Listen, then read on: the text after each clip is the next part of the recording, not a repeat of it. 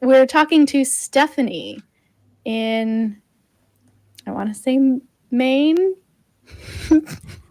Hi, Stephanie, and I think Maine. How are you?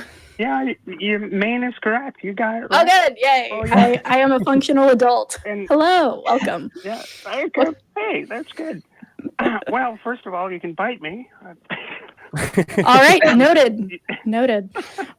What's up today? I noticed one of the topics you wanted to get into was a discussion of the super straight movement, which appears to be like yet another neo-sexuality that's popped up on the internet, which is a rather scary one. And, you know, being a woman of a certain age, I remember the Nazis, and these folks are actually using Nazi flags and insisting that, you know, they don't want to hang out with the trannies, and they don't want to hang out with anybody that's not super straight, which is like a vision of sexuality that's one that even in Nazi Germany didn't really exist, but they sure tried to make it so. Yeah, it's worth noting here that.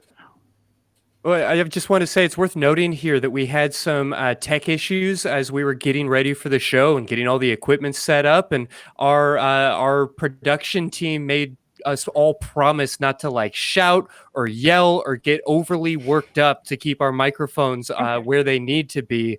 And this is a difficult episode to do that on because, yeah, as we get into this topic, it's some pretty inflammatory, some pretty upsetting stuff. Can any of y'all sort of just walk the audience who maybe hasn't seen these terms around what we're talking about? Yeah, well, we are going to be dedicating an entire section to this right after this call. So, Stephanie, I think what I would love from you is just your 2 cents on this ridiculous fad, and then we will be able to move on and actually address it in depth because you provided us with that perfect segue.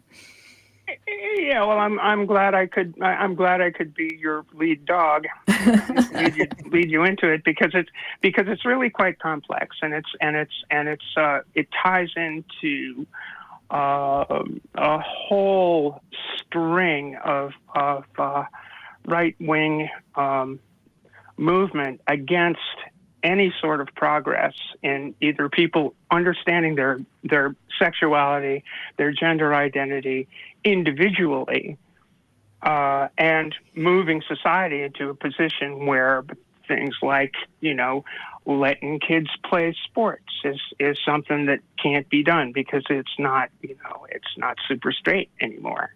You know, it's like the junior high school bullies of my youth who used to do terrible physical things to me when I was a kid in the 60s. I'll just say I'm a trans woman. I'm 67 years old. I transitioned at the age of 45, so that was 23 years ago at this point. I just see this as perhaps, aside from the 50s and the 60s, when people really didn't know what transgender or transsexual or anything else was outside of tabloids and sensational stories. And I knew I was trans since I was 3, but setting it all aside, this period of time right now, because of I see